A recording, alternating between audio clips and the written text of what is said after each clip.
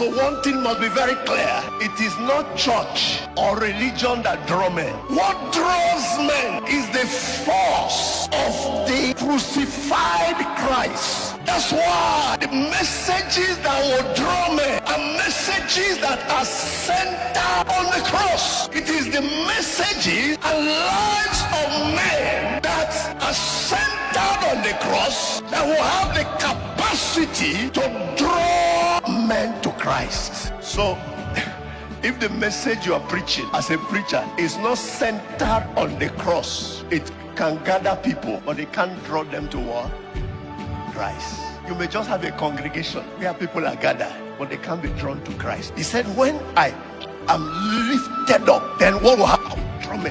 That death on the cross, power was released that has the capacity to draw men. So when we preach the cross, that is the life and the sacrifice of the cross, when we live the life of the cross, we carry the same force that the cross carries. If you have seen a magnet is just a piece of iron. But what makes it a magnet is because of the force. There is a force magnetic field that it generates.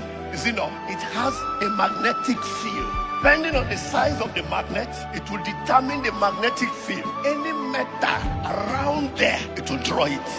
You know, it will draw only metals. But if it loses that magnetic field, it's nothing different than any piece of iron. I'm still emphasizing the fact that the force is the lifted Christ. It's what carries the capacity to draw men unto himself.